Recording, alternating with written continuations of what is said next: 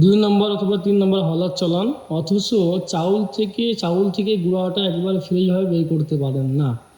তো তাদের জন্য আজকের কিছু টেকনিক বলে দিব, যেটা আপনি আগে কখনোই শুনেন নাই। আপনি 2 নম্বর হলার চালান অথবা 3 নম্বর হলার চালান, এই 2 জালির হোক অথবা 3 জালির হোক অথবা 3.5 জালির হোক অথবা 5 জালির হোক না কেন, অবশ্যই এই বিষয়গুলো খেয়াল রাখবেন।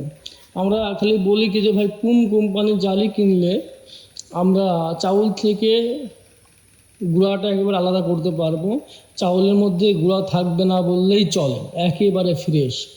তাহলে কি করবেন আপনারা?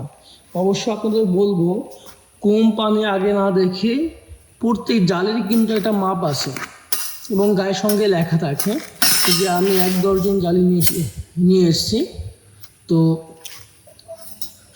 সর্বপ্রথম কথা হলো এই যে লেখা আছে, দেখেন এখানে লেখাগুলো একটু অস্পষ্ট হয়।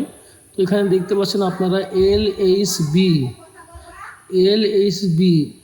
যেসব জালির গায়ে লেখা থাকবে LH, সেগুলো একেবারে, এই ফাঁকাগুলো একেবারে ছোটো হয়। LH মানে একেবারে পাতলা জালি, মানে জালির ফাঁকগুলো ছোটো হবে, একেবারে ছোটো হবে, যেগুলো LH লেখা থাকবে। আর যেগুলো যে আমি যে জালিটা হাতের উপরে দিয়েছি, এটা হলো LHB লেখা আছে।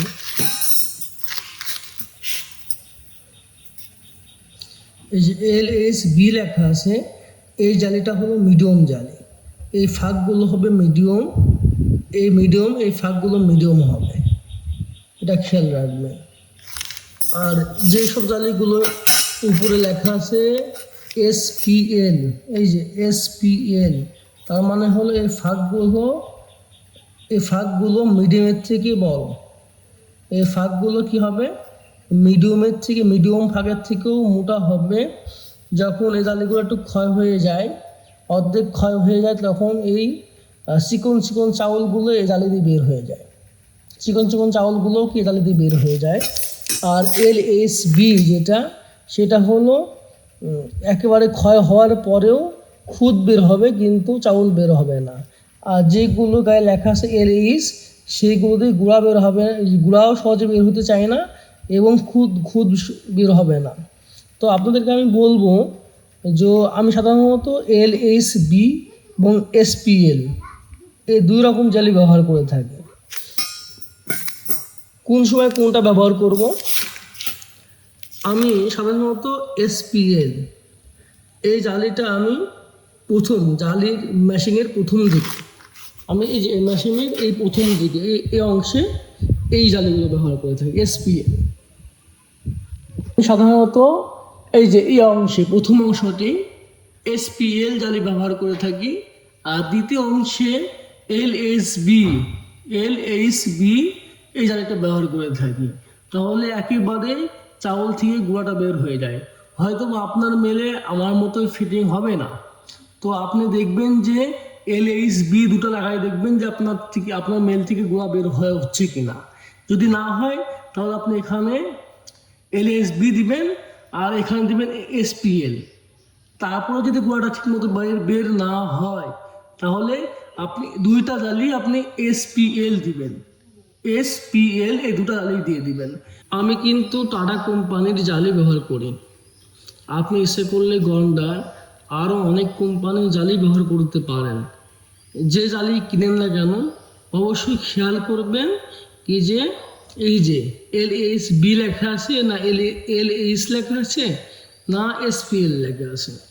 আপনাদেরকে আবার ভালো করে বলতেছি, যদি LH লেখা থাকে তার মানে এই ফাঁকগুলো হবে চিকন, আর যদি LHB লেখা থাকে তার মানে এই ফাঁকগুলো হবে মোটা, মানে মিডিয়াম।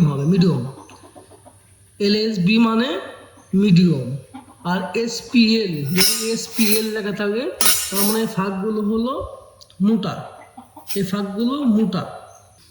আপনি দোকান থেকে জালি কিনে আনলেন, কিন্তু LH জালি দিল আপনাকে, তা আপনি কখনোই ওই LH জালি দিয়ে গুঁড়াটা ফ্রেশভাবে বের হতে পারবেন না। তখন পাবলিক আপনাকে বিভিন্ন রকম কথা শোনাবে।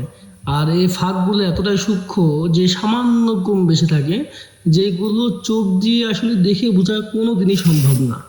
যেহেতু এটা মিলিমিটার মাপ, একেবারে দেখেন দুটা জালি একেবারে এক সেম, এটা চোখে দেখে কখনো আপনি বুঝতে পারবেন না।